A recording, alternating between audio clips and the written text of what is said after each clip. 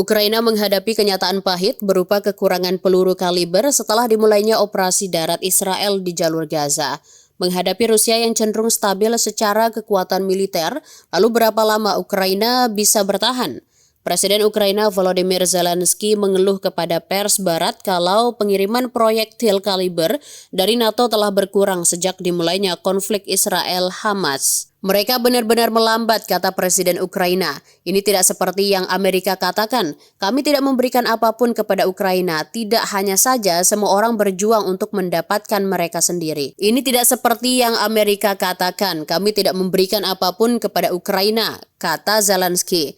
Publikasi Amerika mengutip pejabat Ukraina yang mengatakan kalau pasukan peluru artileri baru-baru ini anjlok lebih dari 30%. Para pejabat pertahanan Amerika berpendapat kalau pengiriman amunisi sama sekali tidak ada hubungannya dengan apa yang terjadi di Gaza. Memang benar ada penurunan tajam dalam intensitas tembakan di zona konflik, kata Anatoly Matvichuk, pakar militer dan pensiunan kolonel yang memiliki pengalaman dalam operasi tempur di Afghanistan dan Suriah, mengatakan kepada Sputnik. Bagaimanapun Ukraina tidak memiliki kapasitas untuk memproduksi amunisi barat.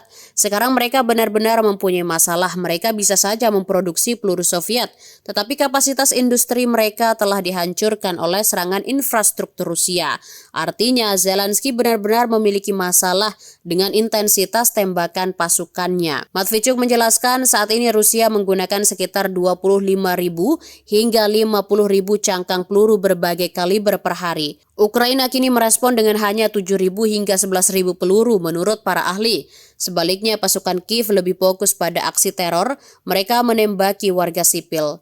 Pensiunan kolonel ini mencatat meskipun militer Ukraina masih secara intensif melakukan penembakan terhadap daerah pemukiman Donbas, aktivitas mereka di garis depan terus berkurang. Hal yang lebih memperumit masalah ini adalah dana Ukraina yang sebelumnya dialokasikan oleh Washington dengan persetujuan Kongres kini sudah relatif rendah.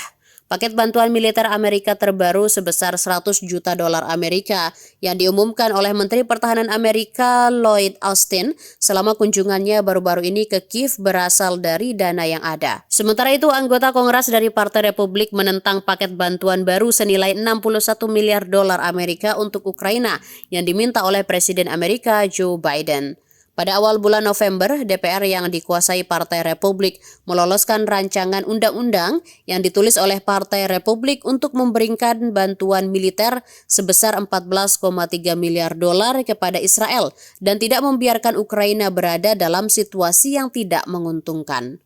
Belakangan, Senat Amerika memblokir inisiatif tersebut dalam upaya memaksa Partai Republik untuk mempertimbangkan paket bantuan gabungan Israel-Ukraina. Berdasarkan jajak pendapat baru-baru ini, 59% responden Partai Republik mengatakan pemerintah mengeluarkan terlalu banyak uang untuk Ukraina.